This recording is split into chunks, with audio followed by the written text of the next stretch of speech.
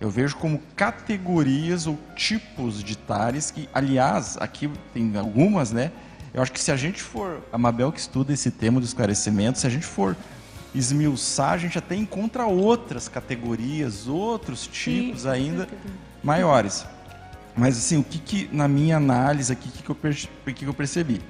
Que a Minitares é mais essa do abertismo convivencial, essa sensibilidade do dia a dia na relação com as pessoas. Então a gente pode fazer até um contraponto ao fechadismo consciencial. É aquela pessoa que às vezes está no ambiente aqui e, vou dar um exemplo, né? E a pessoa fica o tempo todo fechada nela, não cumprimenta, não dá um sorriso. O professor Valdo falava muito isso do sorriso no convívio social, aquela coisa de tu ter uma iniciativa, uma prestimosidade, de ver alguém ali, sei lá, na rua, sei lá, carregando um monte de sacola e tu chega lá. Aí às vezes a gente acha que isso é tacom. Agora aqui a abordagem dele está nos indicando que ali há um esclarecimento e aí a gente pode estar debatendo. Vamos voltar né? essa coisa de carregar sacola, tá? Para saber se é tacom, tares, tá? Mas porque aqui tem os exemplos aqui, né? A gente volta. Enfim, tem exemplos. Mas que estão mais ligados a essa coisa da conviviologia do cotidiano. O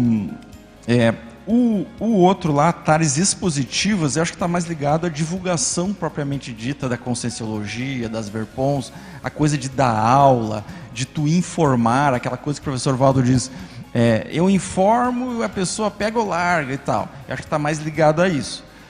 Já a Megatares, ela tem uma função mais, entre aspas, tá? Entre aspas, uma coisa mais revolucionária, uma coisa mais, com um efeito mais ostensivo na evolução, na proexis, na condição do assistido. Ela tem uma repercussão maior. Eu vi isso. Os três são tares. Eu não sei como é que a gente poderia dizer que está num crescendo. Muda a abrangência, o objetivo, as repercussões, talvez nisso seja o crescendo. No impacto das consequências, dos efeitos médio e longo prazo, que é a minha opinião. Mas a Mabel queria... Você percebeu que o termo genérico é diferente, né? Os dois primeiros são tarefas ainda, com conotações diferentes. Uma aproveitando a oportunidade que chega, como você está falando, né? De quase uma interação com a... uma disponibilidade, uma prontidão. O primeiro tem a ver com a prontidão. A outra não é espontaneidade só. A outra você cava, você vai escrever, você vai falar... A expositiva. A expositiva, que é expor o critério da evolução. Não é para ele se satisfazer, é para ajudar o outro. E o outro é uma tarefa, um trabalho, como se aquilo fosse... tomar todas as atividades dele. Agora, se a gente pegar aqui na taxologia do tares expositiva, aí já tem outros. Tem a tares expositiva, mas tem a tares energoassistencial, tem a tares energoterapêutica, tem a tares anônima. Isso aí dá muito pano para manga.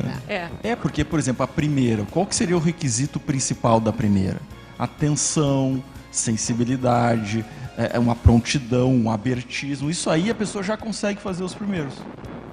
Agora, o segundo não. Para você dar uma aula de conscienciologia, seja através da escrita ou de uma aula, a aula propriamente dita, docência, tu já tem que ter conhecimento, tem que ter uma certa bagagem ali, uns 51%.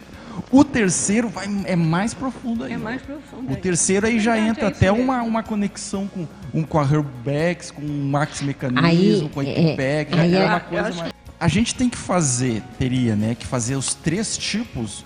Há uma contradição, a pessoa pode ser boa numa e ruim na outra? Não, eu estava falando, quem faz a maior faz as duas anteriores. Quem faz a menor não necessariamente faz a maior. Mas na prática, às vezes a pessoa ela pode estar querendo fazer a maior, mas ela ainda não tem condição. Não está ligada em fazer a menor ainda. Você consegue saber?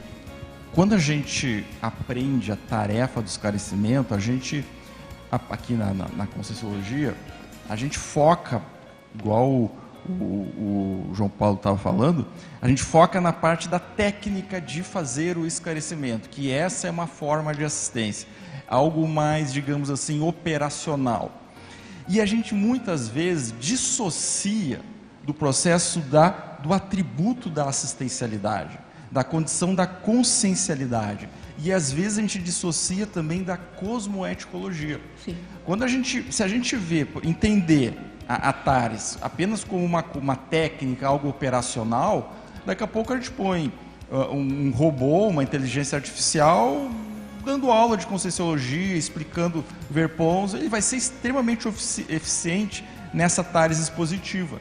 Mas como nós somos consciências e estamos evoluindo e buscando um nível de fraternismo maior, de consciencialidade, desenvolver o atributo da assistencialidade, todas as outras formas de assistência passam a ser importantes. Sim, com certeza. Né? Todas as outras formas. E principalmente a militares, que ao meu ver, ela está muito associada às necessidades de ajuda do cotidiano.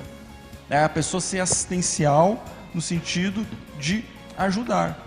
De ajudar as demandas que acontecem. Porque é meio contraditório a pessoa ser avançada na sua TENEPS ou nas suas neo-ideias libertárias, revolucionárias, tarísticas, mas não olha para o colega do lado, às vezes que está ali com uma dificuldade e tal. E aí a gente associa a TACOM, a gente não associa o atributo da assistencialidade.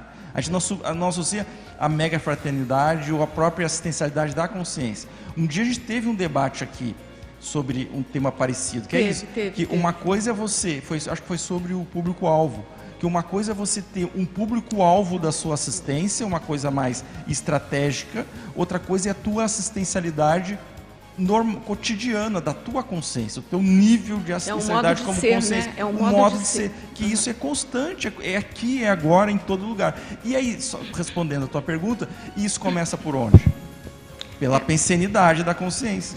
Começa pela pensenidade, no sentido ali, por isso que ele colocou, pensenizar é o primeiro que ele coloca, a autopensenização, que é onde, por isso que eu acho que tem esse aspecto muito presente da consciencialidade. No momento que você está dentro da consciencialidade, agora, aí vem para diferenciar por que não é TACOM, porque a TACOM, se você vir lá na outra definição lá do evolução TACOM-TARES, o professor Valdo ele associa muito a TACOM, não a tu ajudar a pessoa ali, que nem ele falou, fazer um alerta no trânsito e tal. Ele associa a TACOM a questão ali, ó, populismo religioso, político, a enganação, a hipocrisia, a tapeação. Exatamente. A mitologia, às vezes, da fantasia que se cria, às vezes, em torno das religiões.